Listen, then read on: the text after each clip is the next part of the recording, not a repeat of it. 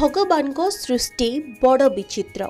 भगवान तांको सृष्टि रे केते प्रकार जीव जगत सृष्टि करछंती ताहा कहिबा असंभव। हेले आमे आखि सामनारे जहा देखुछे ताहा विषय रे तो निश्चय कहि परिबा।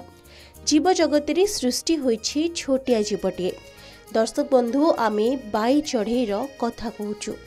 बौद्ध जिलार विभिन्न गाँ गंडा और ताल गछ मानकरे एबे बाई चढ़ेईर बसा देखिबाकु मिलुछि। छोटिया चढ़ेईटे हेले भगवान तांको बहुत शक्ति देछंती। कुनी चढ़ेईटे निजर परिवार सह रहिबा पई बड़ बड़ गछरे बसा बांधि थाए। सेमाने एभले बसा तयारी करथांती जहा वर्षा हेउ कि झड़ एहार कौनसी क्षति पहुंची न थाए। तथापि झड़ बतास को खातिर नकरी विभिन्न गछरे सुलुसुलिया पवन रे निजर स्वर बाहर करी संगीतर अपूर्व मूर्छना गान करथाए। बौद्ध जिलार किछि अंचल रे एबे अनेक बाई चढ़ई बसा देखिबाकु मिलुछि। बाई चढ़ई को नै ओडिया साहित्य रे अनेक कविता गीत रचना करा जायछि। पल्ली कवि नंदकिशोर बलंक धोरे बाया धो सेहीपरि स्वभाव कवि गंगाधर मेहेर एवं गाल्पिक कैलाश पट्टनायक तांकर स्थावर जंगम उपन्यास रे बाई चढ़ई को स्थान दैछंती।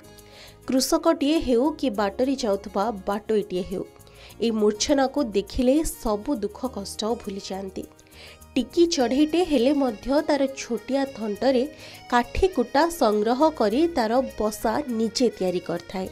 आजिकाली आउ से बाई चढ़ईर बाया बसा देखिबाकु मिलु नाही। जंगल काटी लोके घर तैयारी करलेनी, जहा फलरे बाई चढ़ईटी रहिबाकु आउ जागा पाउनी।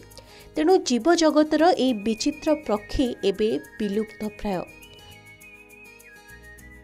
देखो जितेबाला वर्षा ऋतु आसी जाए, विशेष भाव में ओडिशा रे दक्षिण पश्चिम मौसुमी बायु जितेबाला प्रवेश कले ता पूर्व आपण मैंने देखिथिबे सेतेबेले ताଳ गछ थिला। ताଳ गछ आजिकाली नाही। ताଳ गछरे बाई चढ़ई से आसिक बसा कर ता विषय दुईटी कथा अच्छी। गोटे हूँ माई बाई चढ़ई बाया चढ़ई आमे बाई बोली कहू, एवं आउ गोटे अंड्रिया बाई चढ़ई। माई बाई चढ़ई आपण मैंने देखिए बसाटा दुई थाकिया होइतिबो। गोटे थाकरे अंडा थिबो आ गोटे थाकरे से निजे बसुथबो हलुथबो पवन रे।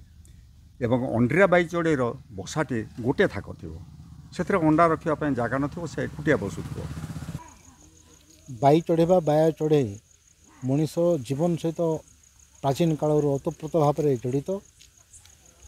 बाई चढ़ई बा बाया चढ़ई कि नहीं ओडिया साहित्य में अनेक कवि कविता रचना करछंती। नंदकिशोर बल तो धोरे बाया धो गीतटी खूब गाँ गहली रे परिचित। एपरिक गंगाधर मेहेर तांगर तपस्विनी काव्य रे प्रकृति वर्णना प्रसंग रे लिखिछंती। बाया बसा तुणीर को झाड़ी बारंबार पत्र टंक पत्र अबा की कला बाहर। साधारणतः मे मासरू सेप्टेम्बर मास मध्यरे बाई चढ़ई तार बसा बांधि थाए। आउ ए बसा देखिबाकू खूब सुंदर। जदि झड़ आसे आउ बसा को छिड़ाई दिए तथापि बाई चढ़ई हार मानि न थाए। गाँ और बाई चढ़ई एमाने जेमिति परस्पर भितरे जड़ित।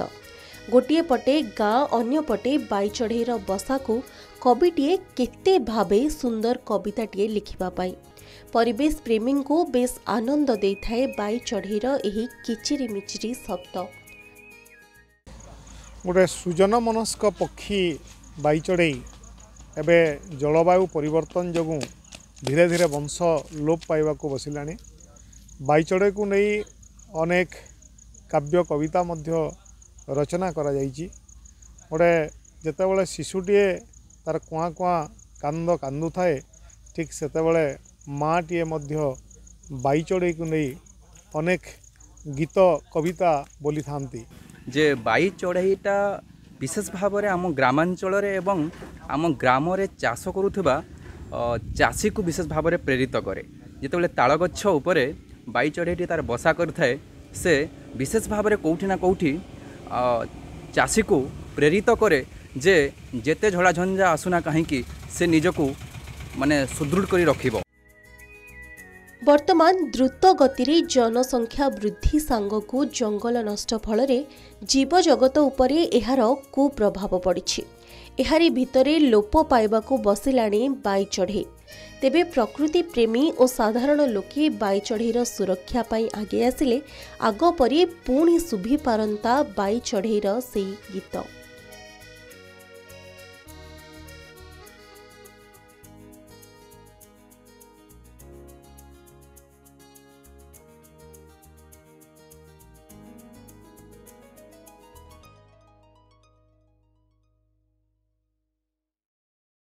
ବର୍ତ୍ତମାନ ଦ୍ରୁତ ଜନସଂଖ୍ୟା ବୃଦ୍ଧି ସହିତ ଜଙ୍ଗଲ ନଷ୍ଟ ହେବା ଫଳରେ ଜୀବଜଗତ ଉପରେ ଏହାର ପ୍ରଭାବ ପଡ଼ିଛି।